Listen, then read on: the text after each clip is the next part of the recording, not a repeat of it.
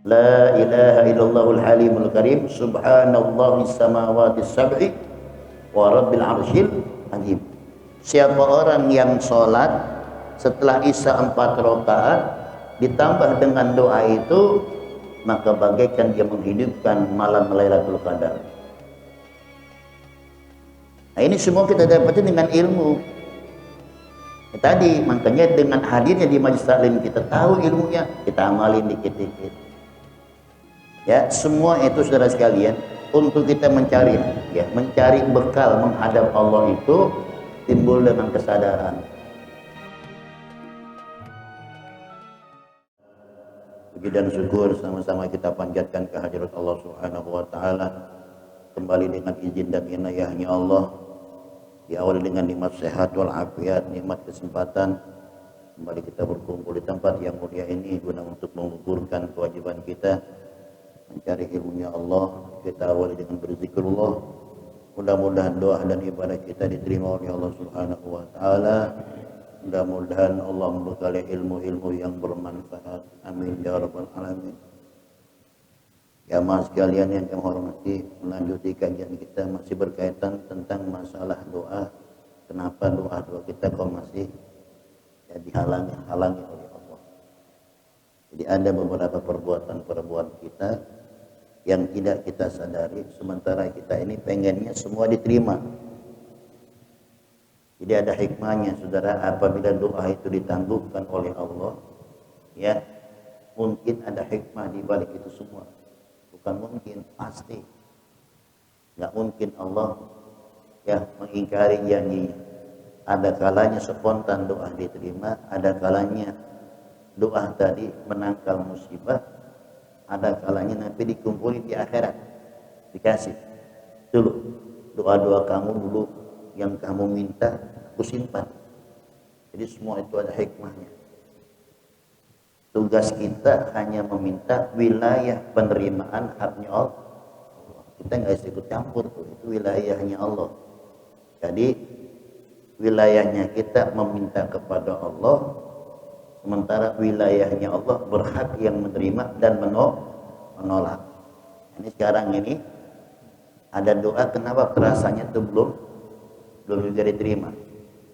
Ini pembahasan yang terakhir. Apa katanya? Kata Syekh Ikhsak kata Ibrahim bin Adham, apa kata yang 9? Dafantumul amwat walam ta'tabiru.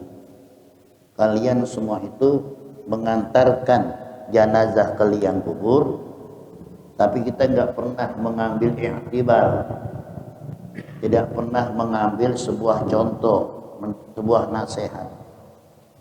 nasihat yang terbaik di saat kita melihat kematian.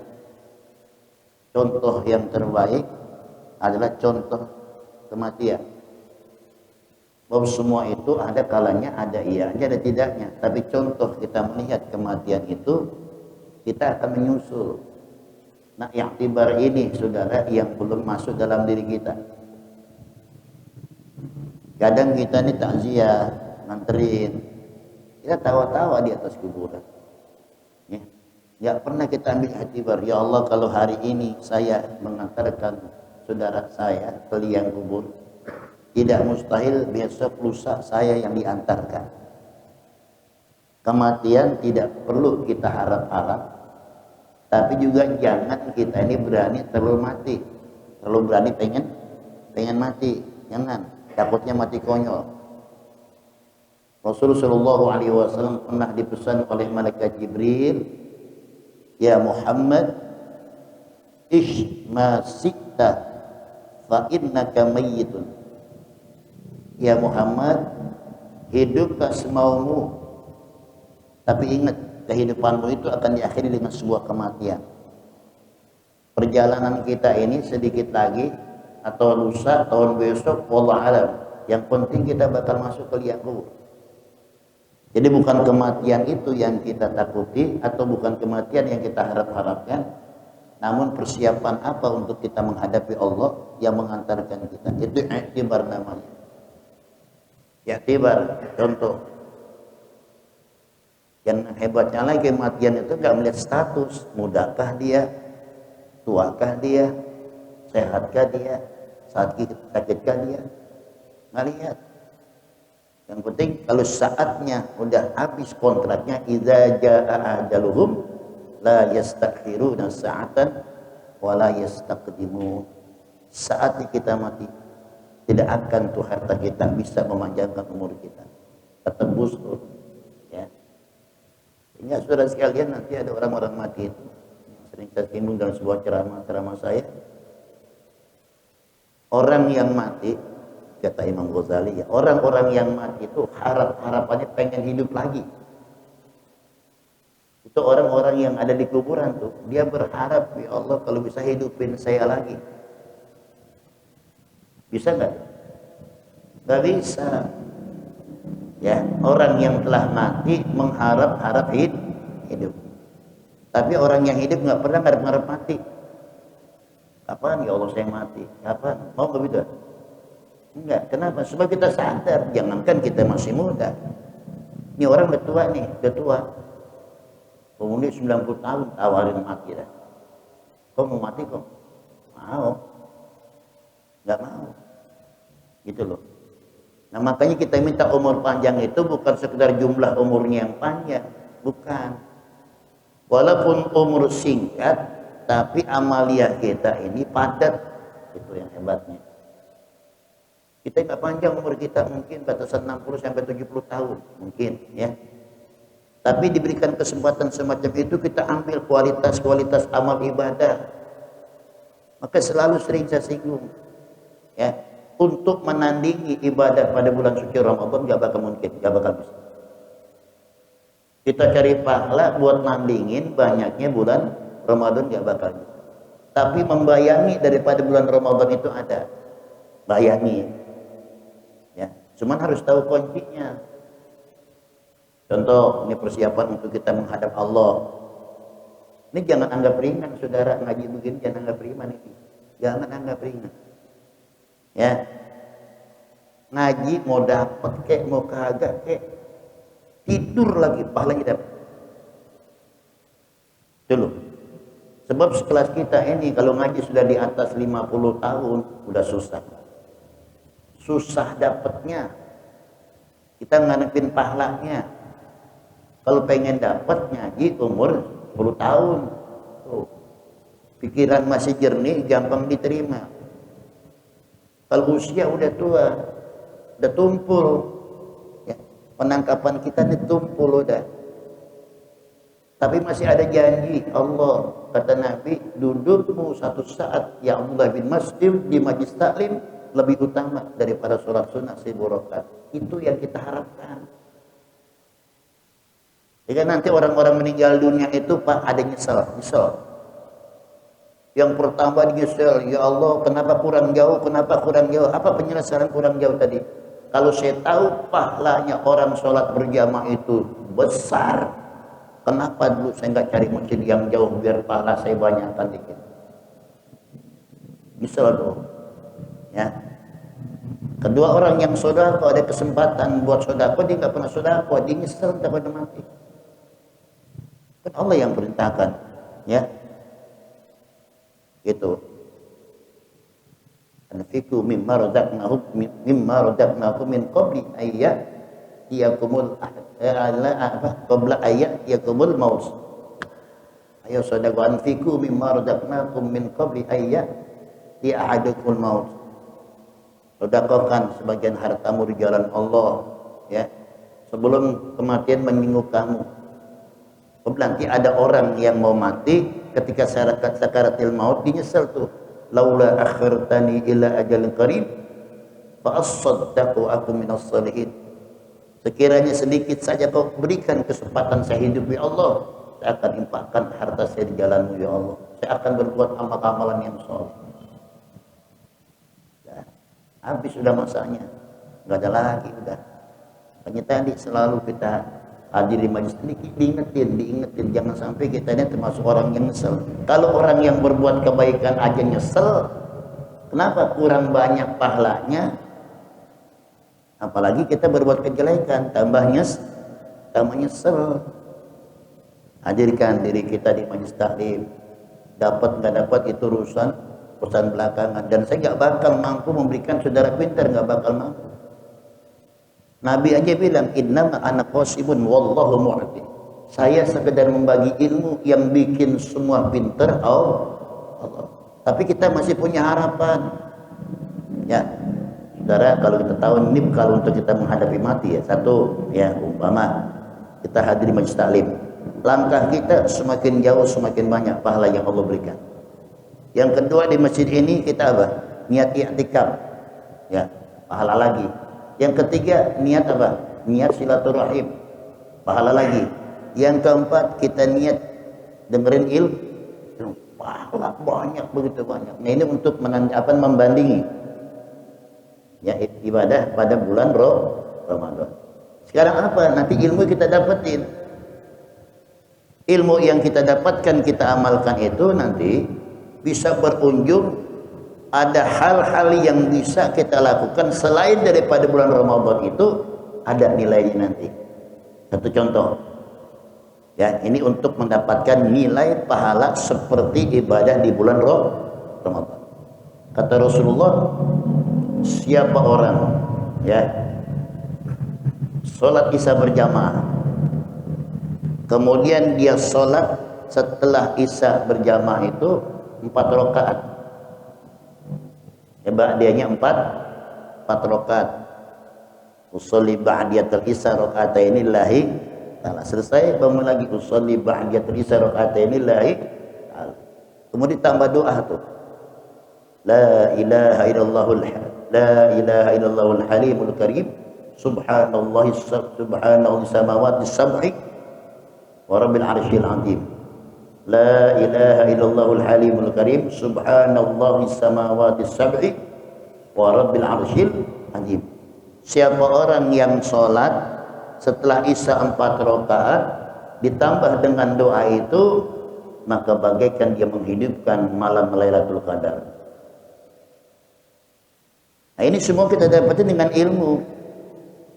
Ya, tadi makanya dengan hadirnya di majelis taklim kita tahu ilmunya, kita amalin dikit-dikit. Ya, semua itu saudara sekalian untuk kita mencari bekal menghadap Allah itu timbul dengan kesadaran. Tanpa kesadaran nggak bakal bisa. Ya, sehingga saudara sekalian sholat sunat 2 rakaat saja. Ada seorang ulama,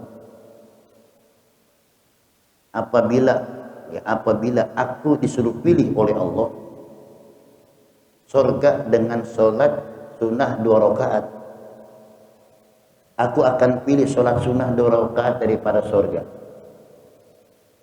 Mendingan aku sholat 2 rakaat daripada surga. Kenapa begitu? Sebab dengan kita menjalankan ibadah itu mengundang ridhonya Allah. Jadi Allah ridho dengan apa yang kita kerjakan. Sementara kalau kita pilih surga, itu keridhaan kita. Paham ya? Paham ya? Kurang paham? Saudara kalau masuk surga senang nggak? Pasti senang. Kemauan siapa? Kemauan kita. 2 rakaat mengundang ridhonya Allah lebih daripada nilai surga.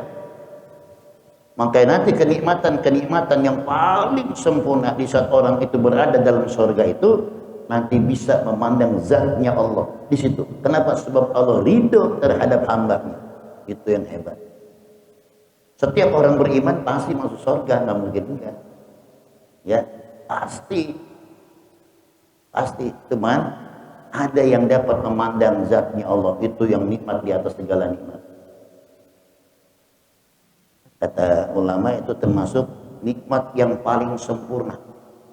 Ya, kita bisa memandang zatnya Allah. Loh, kalau gitu Allah berbentuk. Ya, menurut ulama tauhid, ya, wa kaifiyatuhu majhula atau majhulun. Caranya Allah menampakkan zatnya itu tidak diketahui oleh hambanya. Gak boleh kita membahas. Tapi wal imanu bihi wajibun. Percaya dengan itu wajib hukumnya. Jadi kita mencari bagaimana kebenaran Allah itu nanti, apa Allah berbentuk A dan B, umpama ya. Itu nggak boleh kita bahas.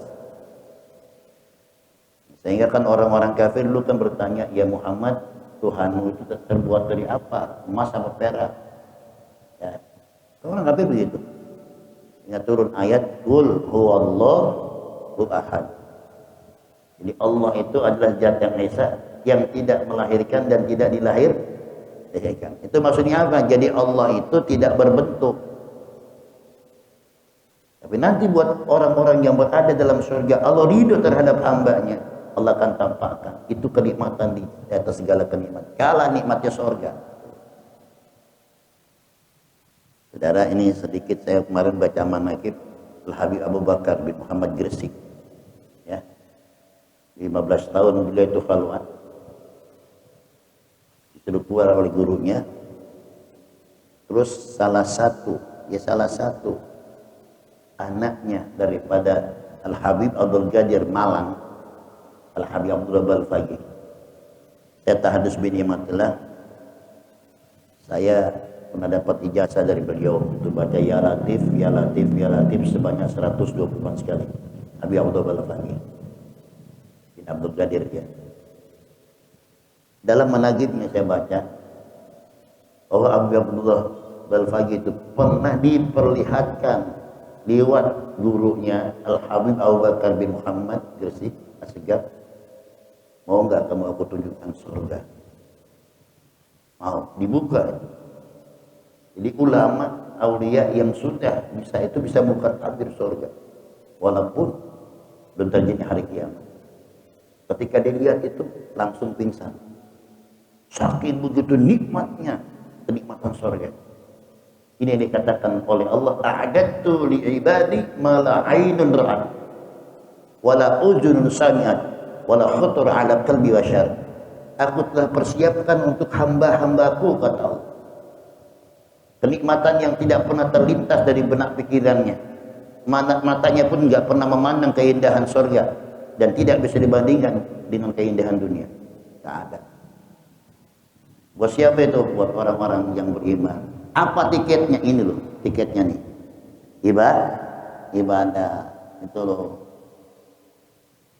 Jadi Rasul pernah dipesan ya kepada oleh malaikat Jibril, ya Muhammad ish ma syi'ta. Kemudian yang kedua, wa ahbib ma syi'ta fa innaka mufariqu. Cintailah ya Muhammad, kata malaikat Jibril, apa saja yang kau cintai. Ingat kecintaan kamu yang kau cintai akan berpisah darimu. Ya, segala-galanya. Dunia ini bukan tempat kekal dan abadi. Ya. Makanya kata Rasulullah sallallahu alaihi wasallam, la 'aisha illa 'aisul akhirah. Tidak ada kenikmatan dan rumah yang hakiki kecuali nanti akhirat. Itu loh buat orang-orang yang beriman kepada Allah. Di dunia ini sebagai apa? Sebagai jembatan untuk menuju negeri akhirat. Hampir doang, gitu loh. Ibarat orang merantau kita dunia ini, suatu saat kita akan kembali ya ke kampung asal kita. Mana kampung asal kita? Akhirat. Cintailah apa yang kau cintai. Ingat, apa saja yang kau cintai semua akan berpisah. Makanya saudara sekalian, hidup dunia ini boleh mencintai tapi jangan berlebihan. Tuh. Kalau berlebihan, kehilangan yang kita cintai, pasti kita merasa kehilangan. Kita cinta banget nih sama bini, cinta banget sama bini. Meninggal dunia, bisa stres tuh, gara-gara berlebihan cintanya. Tapi kalau nggak berlebihan, enggak, emang sudah nasib, masih banyak gantinya. Kan gitu. Jadi enggak terlalu ini gitu loh. Ya Pak. Saudara, minta maaf. Kita ini kadang kita ini suka kehilangan secara eksakt, secara nyata, itu menjadikan beban pikiran. Ya, contoh. Saudara kalau kehilangan motor, ya, sedih nggak? Cara manusiawi sedih. Tapi kehilangan urusan duniawi itu nggak seberapa. Ada hikmah di balik itu kalau kita sabar. Mungkin dengan asbab hilangnya motor, kita digantiin sama Allah yang baru. Dulu kita masih kecil. Kalau kita mecahin gelas tuh, orang tua kita ngomel nggak? Ngomel. Tapi kita sekarang sadar dengan gara-gara pecah itu digantiin yang baru. Kan gitu. Bapak kalau nggak beli lagi habis. Jadi dengan asbabnya pecah bisa beli yang itu hikmahnya. Berarti ada gantinya. Tapi kesempatan untuk berbuat baik nggak ada. Kalau hari ini ada kesempatan berbuat baik, belum tentu besok kita ditakdirkan untuk berbuat baik hari ini seperti hari ini. Paham ya? Nah, yang ketiga, wa'mal ma syi'ta fa innaka majziyun bih. Kerjain apa aja terserah. Semaumu, kata malaikat Jibril. Ingat, segala apa yang kau lakukan semua akan dibalas oleh Allah. In khairan fa khairun wa in syarran fa syarrun. Kebaikan yang kau lakukan mendapatkan balasan baik. Faman ya'mal misqala dzarratin khairan yarah wa may ya'mal misqala dzarratin syarran yarah. Jadi yang kesembilan, kalau doa kita pengen diterima, jadilah i'tibar di saat kita ini melihat orang yang meninggal dunia. Ya Allah, mereka sudah meninggal dunia, telah terputuslah amalnya. Maksudnya terputus, sudah nggak bisa lagi beraktivitas seperti kita. Katakan dia punya nilai hidupnya setelah mati hanya 70 dapat nilainya, udah nggak bisa tambah lagi, cuma 70. Kalau ada yang kirimin doa, kalau enggak cuma 70. Kalau kita hari ini 70 dapat nilai, mungkin kita bisa tambah, bisa 100, bisa 200. Kenapa? Ada kesempatan hidup.